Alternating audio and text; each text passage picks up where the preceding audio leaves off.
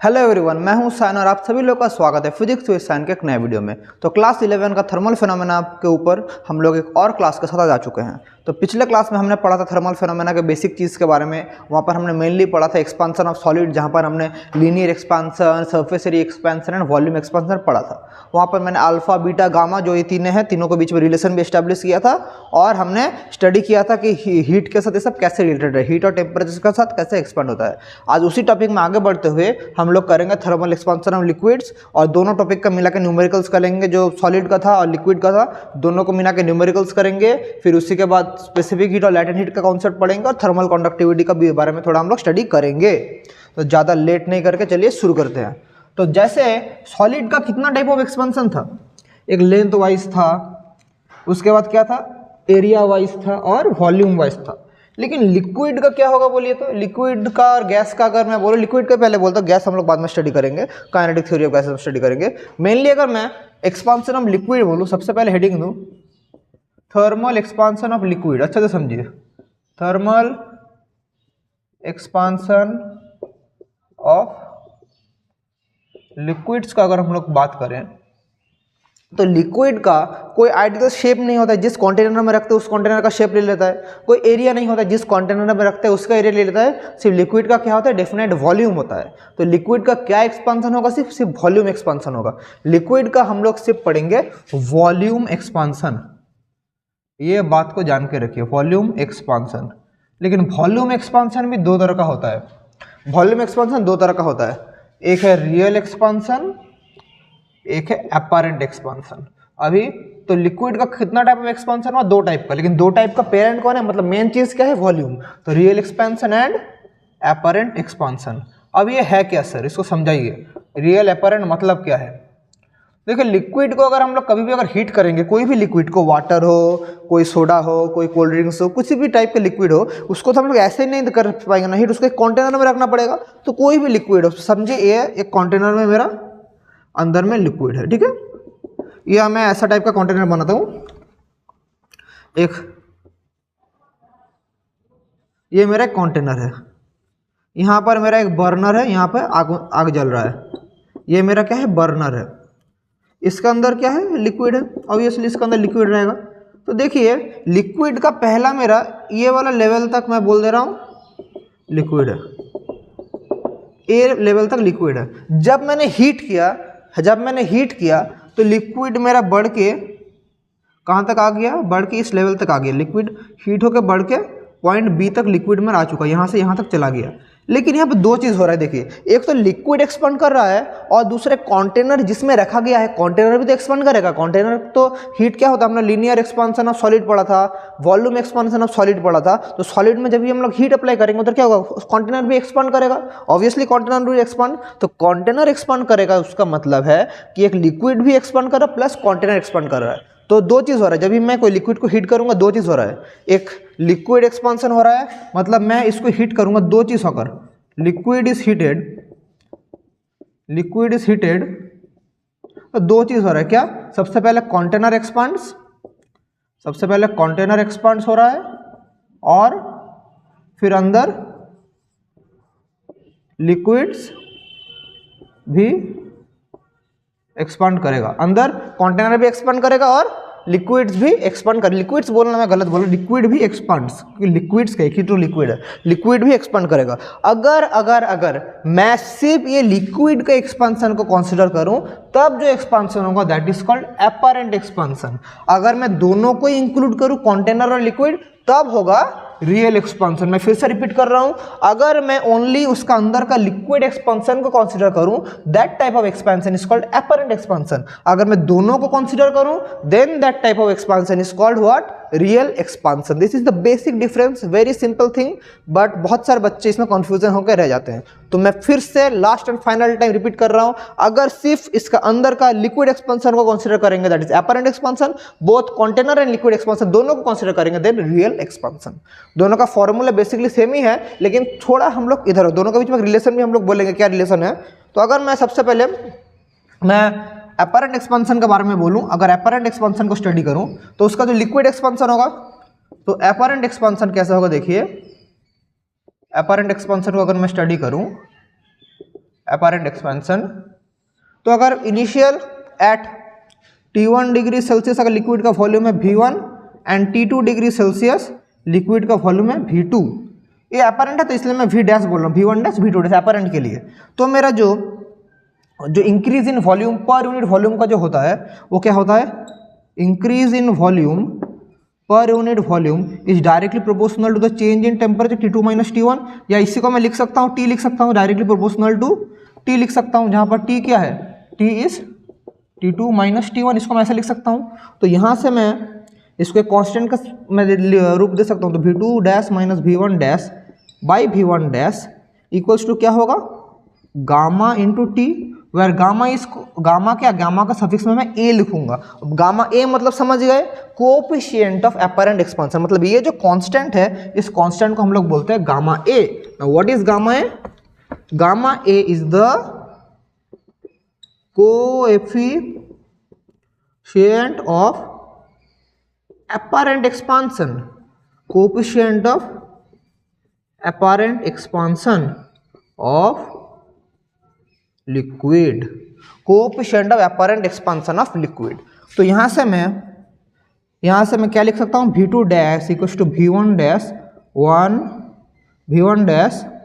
1 plus gamma a into T, इसको हम लोग ऐसे लिख सकते हैं। और गामा ए का हमारा फॉर्मूला आ जाएगा V2 dash minus V1 dash by V1 dash into T. मैं इस फॉर्म में इसको रख सकता हूँ। अच्छा से कैमरा में आ रहा है कि नहीं, मैं जरा चेक कर लेता हूँ कैमरा में आ रहा है कि नहीं। ऑब्वियसली कैमरा में अच्छे से आ रहा है। अभी अगर मैं इसी फॉर्मूला से इसको डिफाइन करूँ, coefficient of apparent expansion of liquid को मैं डिफाइन करूँ तो क्या लिखेंगे, coefficient of apparent expansion of liquid को अगर मैं डिफाइन करूँ तो देखिए क्या होगा। तो इसको अगर मैं डिफाइन करूँ, so coefficient of apparent expansion of liquid is the apparent increase, इसको कैसे डिफाइन करेंगे, coefficient of apparent expansion of liquid is the apparent expansion of liquid per apparent expansion of liquid per क्या, per unit initial volume, apparent expansion of volume of liquid बोलना चाहिए था, अच्छा से और लगता। Apparent expansion of volume of liquid का बात में और दम होता, volume of liquid per unit initial volume of liquid पर डिग्री राइज इन टेम्परेचर, पर डिग्री राइज इन टेम्परेचर। तो टेम्परेचर जब इंक्रीज होगा तो कितना अपैरेंट इंक्रीज ऑफ लिक्विड का वॉल्यूम है, उसी को बोलेंगे हम लोग coefficient of apparent expansion of volume of liquid. So इसका यूनिट क्या होगा, तो ऑब्वियसली देख पा रहे हैं वॉल्यूम का यूनिट कट जा रहा है, तो टेम्परेचर का यूनिट होगा केल्विन टू द पावर -1, ये है एसआई यूनिट, और सीजीएस यूनिट है degree Celsius -1, this is CGS unit. जैसे अल्फा बीटा गामा सॉलिड का था, सेम थिंग इसका होगा। तो ये था अपैरेंट एक्सपेंशन। अभी सिमिलरली हम लोग रियल एक्सपेंशन स्टडी करेंगे, बात सेम है लेकिन यहाँ पर क्या होगा, यहाँ पर होगा हम लोग स्टडी करेंगे कि रियल जो कंटेनर को कंसिडर करके जो होता है that is called real expansion, तो उसको भी हम लोग स्टडी कर लेते हैं। चलिए, so real expansion of the liquid अभी हम लोग स्टडी करेंगे। अगर कुछ भी समझने में दिक्कत होता है तो आप लोग को पता है कमेंट करना, कमेंट करेंगे तो सर तो वापस से समझा देंगे, ये तो आप सभी लोग को पता है, तो कमेंट कीजिए, मैं फिर से समझा दूंगा कुछ भी डाउट होता है। Now we will study real expansion. What is real expansion? Real expansion मतलब जब कंटेनर को भी हम लोग कंसिडर करेंगे। सो एट T1 डिग्री सेल्सियस अगर मेरा जो कंटेनर और वाटर का वॉल्यूम दोनों का होता है V1 and T2 degree Celsius में कंटेनर और वॉल्यूम दोनों का वॉल्यूम मिला के कंटेनर और गैस दोनों का, गैस मतलब लिक्विड, कंटेनर और गैस, सॉरी गैस क्या बोल रहा हूँ, कंटेनर और लिक्विड दोनों का वॉल्यूम मिला के होता है V2, और obviously T2 greater than T1, तो क्या होगा, तो मेरा V2 minus V1 by V1 is directly proportional to the increase of temperature, where T is T2 minus T1। अभी इस प्रोपोर्शनलिटी को हटाएंगे, दोनों क्या है, लिक्विड और कंटेनर दोनों का मिला के वॉल्यूम ये है। सो क्या होगा, V2 minus V1 by V1 equals to gamma into T. लेकिन ये गामा क्या है, this is coefficient of real expansion of liquid, this is coefficient of real expansion of liquid, coefficient of real expansion of liquid. यहां से मैं क्या define कर सकता हूं, यहां से आ जाएगा V2 equals to V1 into 1 plus gamma आर टी, या मैं गामा आर इक्वल्स लिख सकता हूँ V2 minus V1 by V1 into t. ये दोनों इक्वेशन मेरा आ रहा है। सिमिलरली जैसे मैंने पिछले को डिफाइन किया था, इसको भी मैं सिमिलरली डिफाइन करूँगा। तो इसको अगर मैं डिफाइन करूँ तो इसका डेफिनेशन कैसे आएगा, देख लीजिए कैसे डेफिनेशन आएगा। So it is the real expansion, so gamma r is the क्या, रियल एक्सपांसन इज द क्या बोलिए, is the increase in real expansion. अच्छे से समझे क्या लिख रहा हूं, is the increase in real expansion of a liquid per unit initial volume per degree rise in temperature. Increase in real expansion of a liquid per unit initial volume per degree rise in temperature. इसका unit क्या है, इसका भी जिसका पहले का unit था kelvin inverse और डिग्री सेल्सियस -1, यह है एसआई यूनिट, यह है सीजीएस यूनिट, एसआई यूनिट और सीजीएस यूनिट, ठीक है। और दोनों का डायमेंशन भी सेम रहेगा, गामा ए का भी, गामा ए का अगर डायमेंशन बोलते हैं वो भी T⁻⁻1 और गामा आर का अगर डायमेंशन बोलते हैं ये भी T⁻⁻1। तो ऐसे हम लोग इसको स्टडी करेंगे, समझ गए, ओके, वेरी गुड। सो मैंने थोड़ी देर पहले बोला था दोनों के बीच में एक रिलेशन है, तो रिलेशन क्या है, the relation between real apparent and real expansion coefficient is gamma r equals to gamma a plus gamma g, where gamma g क्या है, gamma g is the coefficient of volume expansion of container, coefficient of volume expansion of container, इतना क्या सोच रहे हैं, coefficient of volume expansion of container, तो gamma r equals to gamma a plus gamma g. तो obviously यहाँ से हम लोग क्या बोलेंगे, gamma r is greater than gamma a, तो real expansion is greater than apparent expansion, समझ गए, वेरी गुड। तो यहाँ तक हमने पूरा वॉल्यूम एक्सपांशन समझ लिया। लिक्विड का जब वॉल्यूम का बात बोलते हैं, लिक्विड का हम लोग और एक चीज़ अच्छे से जानते होंगे, डेंसिटी। तो लिक्विड का हम वॉल्यूम जब भी बोलेंगे तब थोड़ा डेंसिटी के बारे में थोड़ा बोलना पड़ेगा कि volume and density are correlated. तो वॉल्यूम और डेंसिटी के बीच में रिलेशन क्या है उसको अगर मैं थोड़ा आप लोगों को समझाऊं तो आप लोग इजीली समझ जाएंगे। और वहाँ से मैं थर्मल एक्सपांशन में लिक्विड में डेंसिटी के साथ कैसे चेंज होता है, व्हेन मतलब टेम्परेचर इंक्रीजेस डेंसिटी कैसे चेंज होता है, उसको भी हम लोग थोड़ा स्टडी करेंगे। तो ये भी कभी कभी हम लोग के एग्जाम में आता है, और ये एक बहुत ही इंपॉर्टेंट फिनोमेना को जन्म देता है जिसका नाम है एनोमलस एक्सपांशन ऑफ वाटर। उसको भी हम लोग स्टडी करेंगे, what is anomalous expansion of water और why it has so importance in our earth, हमारे एक्वाटिक लाइफ में, हमारे अर्थ के एक्वाटिक लाइफ में एनोमलस एक्सपांशन ऑफ वाटर क्यों इतना सिग्निफिकेंस होल्ड करता है, वो भी हम स्टडी करेंगे। चीज़ों को फील लेके पढ़ने की कोशिश कीजिए, फीलिंग लेके। जब चीज़ों को अंदर घुसेंगे ना तब मजा आएगा, फीलिंग जब लेंगे पूरा, नहीं तो मजा नहीं आएगा। अच्छा अंदर घुसना पड़ेगा, फीलिंग लेना पड़ेगा, फिर समझना पड़ेगा, ठीक है। तो नाउ हम लोग पढ़ेंगे variation of density with temperature, variation of density of temperature. ये किसका फेनोमेना, ये भी हम लोग लिक्विड का ही पढ़ रहे हैं। मैंने हेडिंग देकर रखा हूँ लिक्विड, तो लिक्विड का ही पढ़ रहे हैं हम लोग। हमें पता है what we know, mass equals, या हम लोग पहले ये लिखेंगे डेंसिटी का फॉर्मूला हमें क्या पता है, density rho equals to mass by volume, हमें यह पता है density equals to mass by volume. So हमें वॉल्यूम क्या मिल रहा है यहाँ से, volume equals to mass by density, हमें ये रिलेशन मिल रहा है volume equals to mass by density. और वी नो, हमें पता है, क्या पता है, V2 equals to V1 1 plus gamma t, volume expansion of liquid के लिए गामा आर भी हो सकता है, गामा ए भी हो सकता है, जहाँ पर T is T2 minus T1, जहाँ पर obviously T2 degree Celsius greater than T1 degree Celsius. ये गामा टी, ये हमें वॉल्यूम का रिलेशन पता है।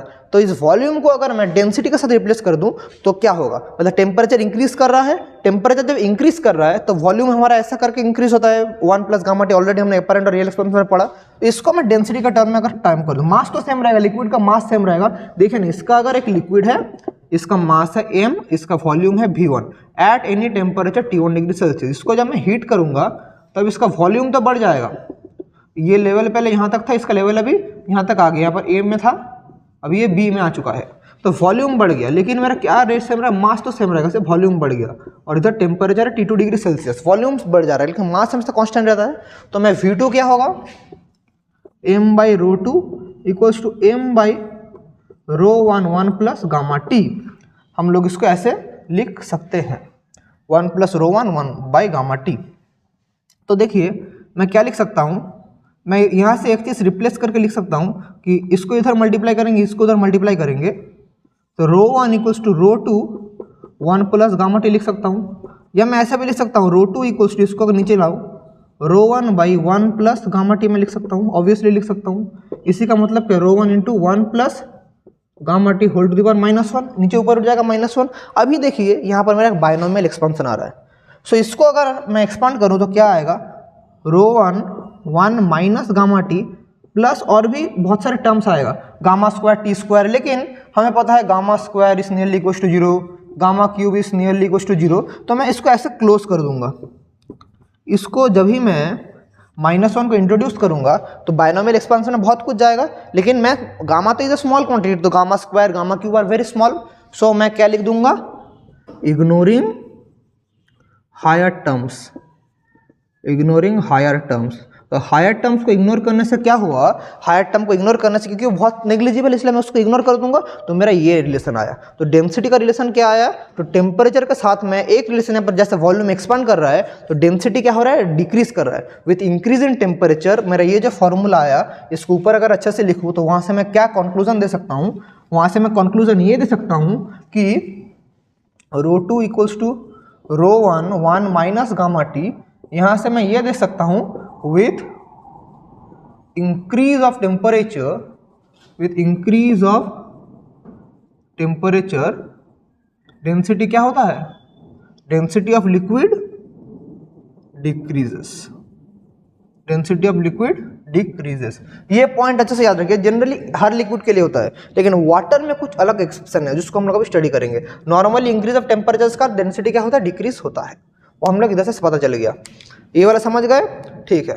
अभी हम लोग थोड़ा आप लोगों को समझाएंगे anomalous expansion of water. Liquid का हमने 2 एक्सपेरिमेंट सीख लिया, वॉल्यूम एक्सपांशन और डेंसिटी का कैसे वेरिएशन होता है। अभी हम लोग देखेंगे जब टेम्परेचर जब बढ़ता है तो डेंसिटी तो कैसे चेंज होता है, ये पता है, टेम्परेचर बढ़ेगा तो डेंसिटी घटेगा, लेकिन वाटर में कुछ और देखा गया, और इसके लिए हमारे एक्वाटिक लाइफ में बहुत बड़ा सिग्निफिकेंस है वाटर का ये प्रॉपर्टी, और इसी प्रॉपर्टी को बोला जाता है anomalous expansion of water.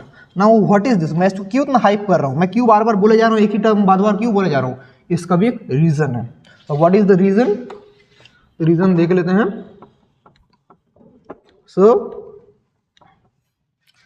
Now हम लोग स्टडी करेंगे, what we are going to study anomalous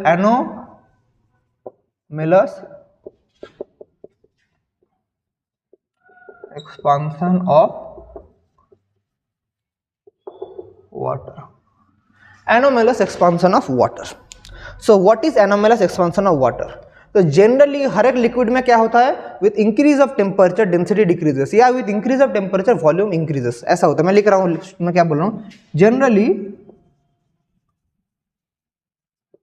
in liquids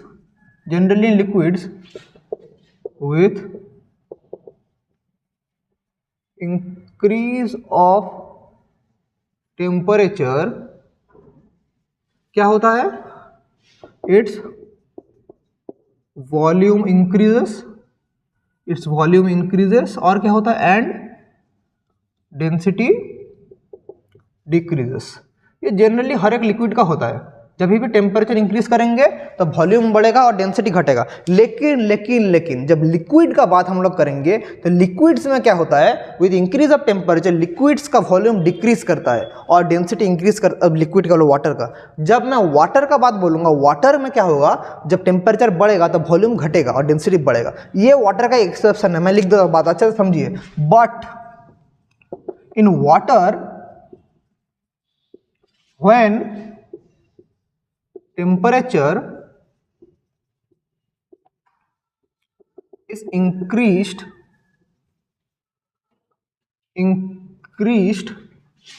from 0 degree Celsius to 4 degree Celsius, its volume decreases and density increases, and then it follows normal liquid expansion। तो मतलब क्या है, इसका मतलब क्या है, तो 0 से 4 डिग्री सेल्सियस में कुछ तो है। जब भी वाटर को हम लोग 0 डिग्री सेल्सियस से 4 डिग्री सेल्सियस के बीच में टेम्परेचर इंक्रीज करेंगे तब इसका डेंसिटी मेरा बहुत ही इंक्रीज करेगा, लेकिन मेरा वॉल्यूम डिक्रीज करेगा। लेकिन 4 डिग्री सेल्सियस के बाद जैसा नॉर्मल होता है वैसा ही होगा। तो ये एक्सेप्शन देखा गया वाटर में।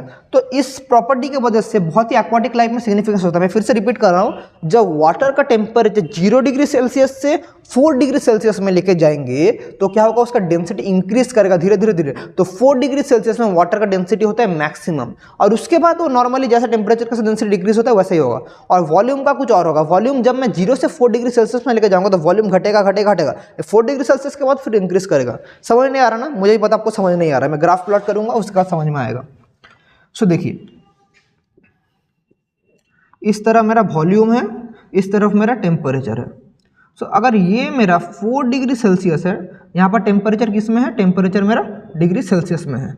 सो देखा गया है वॉल्यूम मेरा मिनिमम होता है 4 डिग्री सेल्सियस में, फिर इंक्रीज कर जाता है। तो ये जो पॉइंट है दिस इज भी मिनिमम। तो इस पॉइंट में मेरा वॉल्यूम क्या था, मिनिमम। एट दिस पॉइंट अच्छे से समझिए, ये जो मैं बोल रहा हूँ ये पॉइंट क्या है, 4 डिग्री सेल्सियस। तो 4 डिग्री सेल्सियस में वाटर का वॉल्यूम मिनिमम होता है। तो देखिए यहाँ पर टेम्परेचर 0 डिग्री सेल्सियस है, ये 0 है, ये 1 डिग्री सेल्सियस, ये 2 डिग्री सेल्सियस, ये 3 डिग्री सेल्सियस। तो जब मैं 0 से 4 जा रहा हूँ तो वॉल्यूम धीरे धीरे घट रहा है। जब भी 4 रीच कर गया तब नॉर्मली हमारा राइस का स्टीप राइस कर रहा है। सिमिलरली डेंसिटी का बात अगर मैं बोलूँ, इधर मेरा डेंसिटी है, इधर मेरा टेम्परेचर है। तो डेंसिटी देखा गया, डेंसिटी कुछ ऐसे देखा गया, ऐसे डेंसिटी।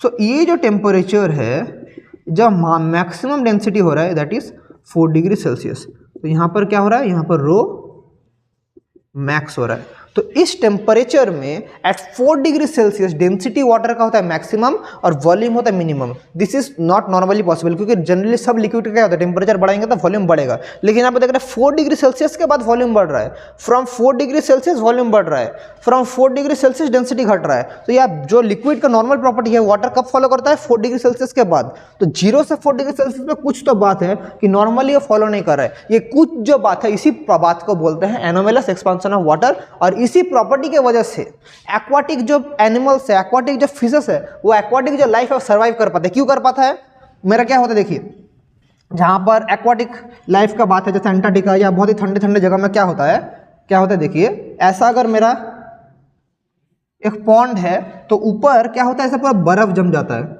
ऊपर ऐसा पूरा आइस जम जाता है, एकदम पॉन्ड के ऊपर ऐसे करके आइस जम जाता है, ये पूरा आइस है। तो यहाँ पर टेम्परेचर कितना है, 0 डिग्री सेल्सियस। तो नीचे 1 डिग्री सेल्सियस, 2 डिग्री सेल्सियस, यहाँ पर होगा 2 डिग्री सेल्सियस लेयर में 3 डिग्री सेल्सियस, और इधर बोलेंगे 4 डिग्री सेल्सियस। तो इधर होगा वाटर का डेंसिटी इस लेयर में जहाँ पर 4 डिग्री सेल्सियस है, यहाँ पर डेंसिटी होगा मैक्सिमम। तो मैक्सिमम डेंसिटी मतलब ऊपर अगर आइस है, इधर पूरा अगर आइस फॉर्म है तो लेकिन इस लेयर में वाटर हमारा नॉर्मल रहेगा, यहाँ पर नॉर्मल वाटर रहेगा क्योंकि यहाँ पर डेंसिटी मैक्सिमम है। तो ये जगह फ्रीज नहीं होगा। तो यहाँ पर हमारा जो फिशेस है, यहाँ पर हमारा जो मतलब अगर मैं फिशेस का बात बोलूँ, यहाँ पर फिशेस लोग आराम से देख पा रहे, फिशेस लोग ऐसे करके फ्लोट कर रहा है। बोलो सर बहुत अच्छा मछली बना रहे थे आप। बना रहा हूँ, मछली को मैं स्माइल भी कर रहा हूँ। दे चलिए मछली यहाँ पर मेरा मछली जा रहा है। तो मैं बोलने का बात यह है कि इस 4 डिग्री सेल्सियस का वाटर फ्रीज नहीं होता है। और फ्रीज नहीं होता क्यों? क्योंकि यहाँ पर डेंसिटी मैक्सिमम है और एनोमलस एक्सपांशन ऑफ वाटर के वजह से ही एक्वाटिक लाइफ सर्वाइव कर पा रहा है। तो गॉड का मतलब भगवान का खेल देखिए कि ऐसा प्रॉपर्टी बना के भेजा है कि सब कोई सर्वाइव कर पाएगा। हम ह्यूमन से है कि गॉड को चैलेंज करते हैं, लेकिन भगवान ने देखिए ऐसा एक्सप्लेनेशन दिया। अभी तक मुझे भी नहीं पता, साइंस को नहीं पता है क्यों होता है। क्यों होता है तो मतलब ये क्यों होता है तो आप बोलेंगे सर अभी तो बोले डेंसिटी होता है इसलिए होता है, लेकिन वाटर में क्यों होता है और किस लिक्विड में क्यों नहीं होता ये भी हमें नहीं पता। कि ये तो मैंने रीजन तो फाइंड कर दिया, डेंसिटी ऐसे नॉर्मली बिहेव करता है बोल के ये होता है, लेकिन व्हाई प्रॉपर्टी आया क्यों इसके बारे में कोई भी साइंटिस्ट अभी तक नहीं बोल पाया। तो ऐसे कुछ भी चीज़ है जहाँ पर साइंस फेल होता है, तो ये एक प्रॉपर्टी है जहाँ पर साइंस फेल हो रहा है। क्यों हो रहा है? क्योंकि रीज़न तो मुझे पता है डेंसिटी मैक्सिमम हो रहा है, लेकिन क्यों हो रहा है बहुत ही सोचेंगे तो बहुत ही माइन्यूट लेवल में बहुत कुछ सोचने का बात है। कि ये हमारे अर्थ में इतना कुछ हो रहा है कि साइंस, हम लोग जानते थे कि साइंस सब कुछ कर लिया, लेकिन बहुत कुछ करना अभी भी साइंस का बाकी है। ठीक है, तो चलिए ये तो हमारा वॉल्यूम एक्सपेंशन ऑफ लिक्विड और थर्मल एक्सपेंशन ऑफ सॉलिड तो हमने पढ़ा। तो जल्दी से कुछ न्यूमेरिकल्स कर लेते हैं, कुछ न्यूमेरिकल स्टडी कर लेते हैं, इंपॉर्टेंट कुछ न्यूमेरिकल्स। मैंने आप लोगों के लिए फ़ोन में कुछ न्यूमेरिकल्स पहले से ही रखा है। बोलेंगे सर फ़ोन देख के न्यूमेरिकल्स कराएंगे? अरे न्यूमेरिकल्स करने का बात है नहीं, इसमें फ़ोन का क्या चीज़ है। तो न्यूमेरिकल्स कुछ कर लेते हैं, थोड़ा मिटा के बोर्ड थोड़ा साफ करके फिर न्यूमेरिकल्स कुछ करेंगे।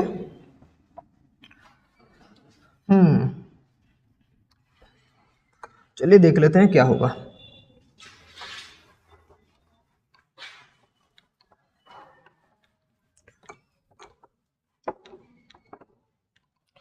सो फर्स्ट क्वेश्चन, मैं क्वेश्चन लिख दे रहा हूँ बोर्ड में, तो दोनों से ही होगा, सॉलिड से लिक्विड दोनों से क्वेश्चन होगा।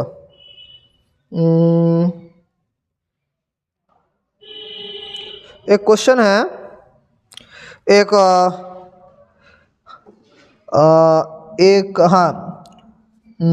कौन सा कराएंगे, ये वाला करा देते हैं, देखते हैं कौन सा क्वेश्चन करा सकते हैं।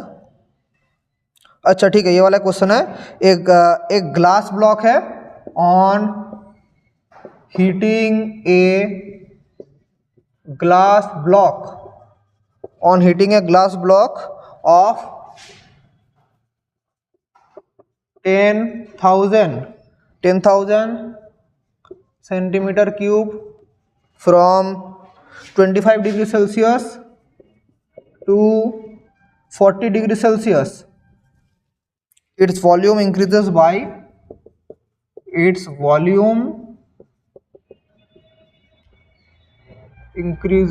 by 4 centimeter cube. Volume increases by 4 centimeter cube. Calculate coefficient of linear expansion of glass. Calculate, यहाँ पर दो कॉन्सेप्ट एक साथ होगा। Calculate coefficient of linear expansion of glass. Coefficient of linear expansion of glass हमें स्टडी करना है। तो हीटिंग है ग्लास ब्लॉक, तो ग्लास ब्लॉक का इनिशियल वॉल्यूम कितना दिया है? इनिशियल वॉल्यूम V1 बोला है 10,000 सेंटीमीटर क्यूब। तब टेम्परेचर कितना था? टेम्परेचर था 25 डिग्री सेल्सियस। अब जब टेम्परेचर T2 डिग्री सेल्सियस है, तो जब टेम्परेचर T2 मतलब कितना? T2 है 40 डिग्री सेल्सियस, तब मेरा वॉल्यूम जो डेल्टा भी बढ़ेगा, वॉल्यूम वो कितना है? 4 सेंटीमीटर क्यूब हमारा वॉल्यूम बढ़ रहा है। तो मेरा V2 कितना हो जाएगा? तो V2 हो जाएगा V1 प्लस डेल्टा V कितना इंक्रीज हो रहा है, दैट इज V1 कितना है? 10,000 प्लस 4 10,004 सेंटीमीटर क्यूब, इतना हो रहा है मेरा चेंज इन वॉल्यूम। तो अभी मेरा फॉर्मूला क्या पता है? V2 equals to V1 1 plus gamma t, या मुझे गामा पता है, क्या पता है? Gamma V2 minus V1 by V1 into t. So V2 minus V1 increase वही तो दिया है कितना? 4 सेंटीमीटर क्यूब। V1 कितना है? 10,000 और टी कितना है? टी इज हमें पता है क्या? T is T2 minus T1 होता है, तो क्या होगा? 40 माइनस 25 क्या हो जाएगा? 15 degree Celsius. 40 minus 25 15 degree Celsius होगा ऑब्वियसली। और कोई डाउट है क्या? 15 और 25 कितना हो रहा है? वो होता है। सो ये मेरा क्या हो गया?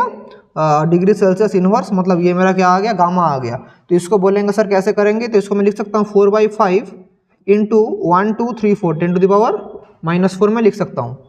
ठीक है, मैं और इसको मैं अगर मैं सिंप्लीफाई करूँ तो क्या होगा 0.8 इंटू 10⁻⁻4, या मैं लिख सकता हूँ फाइनली गामा आ जाएगा 8 इंटू 10⁻⁻5 पर डिग्री सेल्सियस। लेकिन ये क्या है, कोएफिशिएंट ऑफ वॉल्यूम एक्सपांशन है, कोएफिशिएंट ऑफ वॉल्यूम एक्सपांशन। लेकिन क्वेश्चन में क्या पूछा है, कोएफिशिएंट ऑफ लीनियर एक्सपांशन। यहाँ तक करके आ जाएंगे तो आंसर गलत हो जाएगा। अभी मुझे दोनों के बीच में रिलेशन पता है, alpha equals to gamma by 3, ये हमें पता है, रिलेशन पुट कर देंगे आंसर आ जाएगा।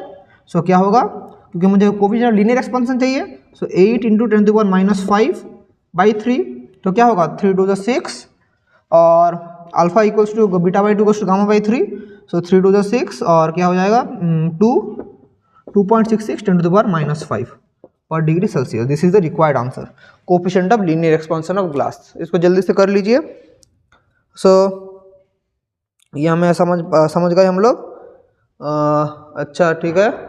ओहो हो, यहाँ पर 15 था, मैंने 5 लिख दिया, सॉरी ये गलती हो गया। यहाँ पर 4/15 था, 4/15। सो क्या हो जाएगा 4/15, देखिए 15 है तो 15 तो क्या हो जाएगा ये 42.66 ऐसा कुछ आएगा शायद, 0.26 10⁻⁻4, सो मतलब 2.6 10⁻⁻5 ऐसा कुछ आएगा। तो यहाँ पर 2.6 हम बोलेंगे सर आप 15 से 5 लिख दिए, हम लोग को भी पता नहीं चला। तो यहाँ पर क्या हो जाएगा 3 8 24.2 24.2 8.66 10⁻⁻5 वाला आंसर होगा। देखिए ना 15 था, मैंने 5 लिख दिया था गलती से। तो चलिए नेक्स्ट क्वेश्चन करते हैं।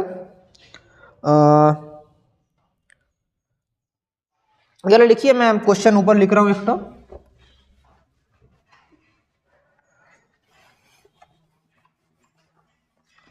How much temperature of a brass should be increased, ऐसा क्वेश्चन है। हाउ मच, मैं शॉर्ट करके लिख रहा हूँ, temperature of brass should be increased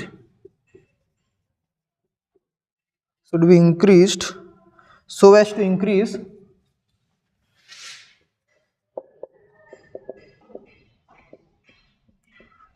increase its length by 1%.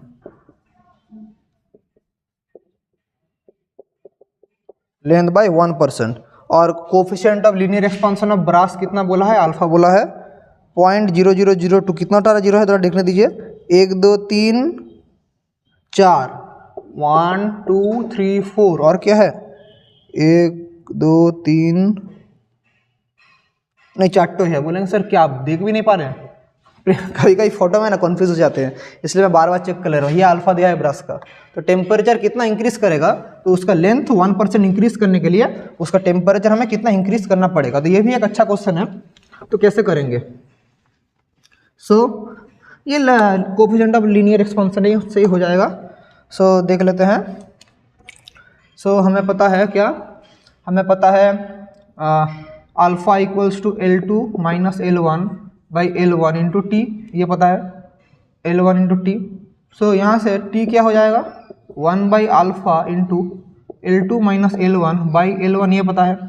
अभी हमें पता है, क्या पता है कि हमें given that L2 minus L1 by L1 equals to 1%, मतलब 1/100 दिया ही है।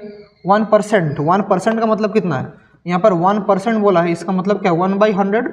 सो इसको पूरा 1/100 पुट कर देंगे, 1 बाई अल्फा इंटू 1/100, 1% इंक्रीज हो रहा है, क्योंकि 1% इंक्रीज हो रहा है 1/100, तो 1 बाई अल्फा कितना है 1 बाई 0.000 इंटू 100, तो क्या कितना हो जाएगा 1 बाई 1 2 चल जाएगा 0.002 हो जाएगा, that is 1/2 into 10⁻⁻3, that is ऊपर जाएगा तो 0.5 into 10⁻3, that is 5 into 10 square, मतलब 500 डिग्री सेल्सियस। तो टेम्परेचर कितना इंक्रीज करना पड़ेगा 500 डिग्री सेल्सियस इंक्रीज करना पड़ेगा। आंसर ये वाला पता चल गया। अभी नेक्स्ट क्वेश्चन, ये वाला इजी क्वेश्चन था, तो टेम्परेचर कितना इंक्रीज करना पड़ेगा 500 डिग्री सेल्सियस। नेक्स्ट क्वेश्चन देख लेते हैं। नेक्स्ट क्वेश्चन कहाँ गया, कोई क्वेश्चन देखते हैं मिलता है कि नहीं।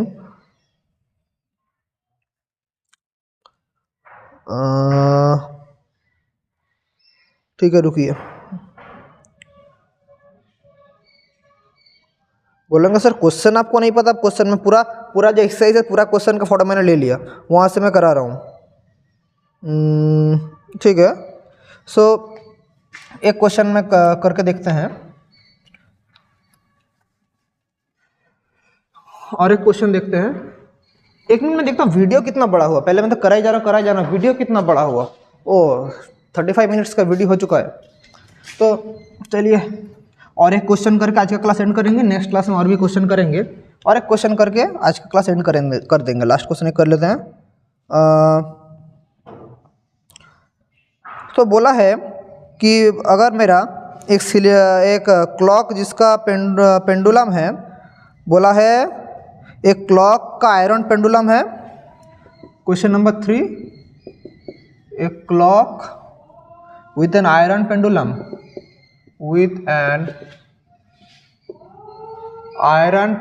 clock with an iron pendulum keeps correct time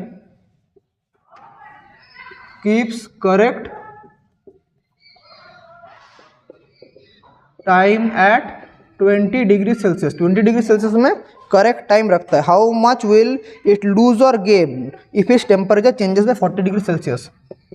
how much will it lose or gain if its temperature changes to 40 degree Celsius। Temperature changes to 40 degree Celsius. ये एक इंपॉर्टेंट क्वेश्चन है। और गामा आयरन का gamma बोला है, cubicle expansion बोला है 36 into 10⁻⁻6 पर डिग्री सेल्सियस। ये क्वेश्चन में बोला है। अभी मुझे यहाँ से स्टडी करना पड़ेगा। तो हमारा बोला है keep perfect time at iron keeps correct time at 20 degree Celsius. ठीक है, तो यहाँ से मुझे करना पड़ेगा। सो एक पेंडुलम बोला है जिसका करेक्ट टाइम है 20 डिग्री सेल्सियस में। तो ये पेंडुलम दिया तो है, लेकिन एक्चुअली हम सेकेंड्स पेंडुलम हमें पता है। सेकेंड्स पेंडुलम का बारे में याद है? सेकेंड्स पेंडुलम का टाइम पीरियड कितना होता है? एक सेकेंड्स पेंडुलम का कॉन्सेप्ट यहाँ पर यूज करना पड़ेगा। सेकेंड्स पेंडुलम का टाइम पीरियड कितना होता है? सेकेंड्स पेंडुलम का टाइम पीरियड होता है 2 सेकेंड। ये होता है। सो जब कीप्स करेक्ट टाइम, तो टाइम पीरियड कितना? 2 सेकेंड। तो जब टेम्परेचर मेरा 20 है, T20, तब मेरा टाइम पीरियड कितना है? 2 सेकेंड है। सो हमें पता है लूज और gain temperature changes to 40 degree Celsius. तो कैसे हम लोग इस करेंगे? क्वेश्चन को मैं फिर से देख लेता हूँ एक बार। क्वेश्चन ठीक है, तो मेरा सबसे पहले क्या चेंज हो रहा है? मेरे यहाँ पर पेंडुलम का मतलब क्या है? लेंथ है या वॉल्यूम है? पेंडुलम का वॉल्यूम नहीं है, पेंडुलम का लेंथ है। तो मुझे सबसे पहले इसको अल्फा में कन्वर्ट करना पड़ेगा। तो alpha equals to gamma by 3, 36 × 10⁻⁻6/3, that is 12 × 10⁻⁻6 पर डिग्री सेल्सियस। ये अल्फा। तो हमें रिलेशन पता है L2 equals to L1 1 plus alpha t हमें पता है। तो जब मेरा टेम्परेचर 20 डिग्री सेल्सियस है तो L20 इक्वल्स टू क्या हो जाएगा? L0 1 प्लस अल्फा को मैं अल्फा ही रखता हूँ और टेम्परेचर कितना रखेंगे?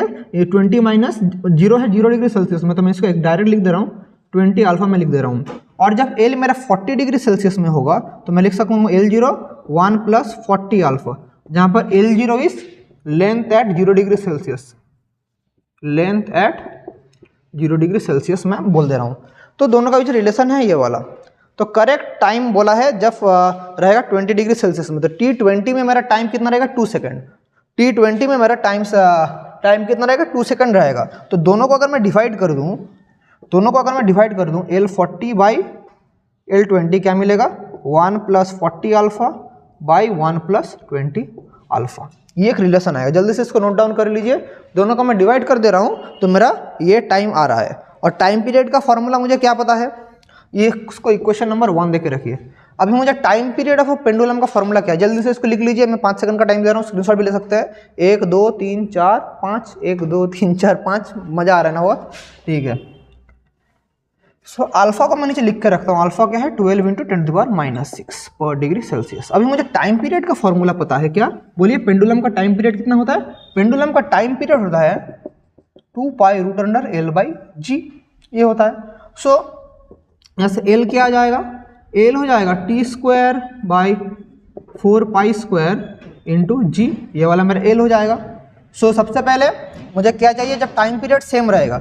सो यहाँ से मेरा L20 क्या आएगा, L20 मेरा t square into g by 4π², और मेरा अगर L40 है, L40 हो जाएगा t dash square into g by 4π², जहाँ पर टी टाइम पीरियड कितना 2 सेकेंड, टी डैश मुझे फाइंड आउट करना पड़ेगा। तो दोनों का बीच में मुझे रिलेशन क्या पता है, ये वाला L40 बाई L20। तो इक्वेशन 1 में अगर मैं पुट कर दूँ, ये वाला क्वेश्चन इंपॉर्टेंट, देखिए ये वाला क्वेश्चन अच्छा क्वेश्चन है। इक्वेशन 1 में अगर पुट कर दूँ L40, तो क्या हो जाएगा, t dash square g by 4π² by L20 t square g by 4π², 1 + 40 alpha by 1 + 20 alpha. अगर मैं अल्फा का वैल्यू पुट कर दूं, क्या होगा, 140 अल्फा, तो 40 इंटू 12, 4 12 का कितना होगा 48 10⁻⁻5 बाई 24 10⁻⁻5, एक जीरो मैंने हटा दिया। और यहाँ पर क्या होगा, t dash by t whole square. So ये वाला हम लोग कैलकुलेट करेंगे तो क्या होगा 10⁻⁻5, तो ऊपर नीचे कट जाएगा, तो 10⁻5 + 48 बाई 10⁻5 + 24। सो इसको कैलकुलेट करने से क्या आएगा, t dash equals to t into √10⁻5 + 48 10⁻5 + 24। ये टी का जगह क्या लिख सकते हैं 2 सेकेंड, तो t dash equals to 2 into √10⁻5 + 48 10⁻5 + 24, जो आएगा सेकंड में आएगा। इसको कैलकुलेट करके आप लोग आंसर निकाल लेना, टाइम पीरियड आंसर आ जाएगा। समझ गए, ये वाला करेंगे तो ऐसा आएगा। इसको अभी मैं नहीं कर रहा हूँ, टाइम बेकार जाएगा। तो चलिए समझ गए, यहाँ तक करने से हो जाएगा। तो आज का क्लास हमने यहीं तक रखते हैं। ऑलरेडी क्लास बहुत बड़ा हो चुका है, ऑब्वियसली आपका भी पेशेंस छूट जा रहा है, सर पढ़ाए जा रहे छोड़ ही नहीं रहे हैं। तो चलिए छोड़ दिया, पकड़ के रख के क्या होगा, छोड़ दिया आप सभी को। तो चलिए इसी के साथ आज का क्लास यहीं तक रखते हैं। Wishing you all very best, और कुछ भी डाउट होता है तो कमेंट्स ऑलवेज अवेलेबल। तो चलिए पढ़ाई करते रहिए और थैंक यू।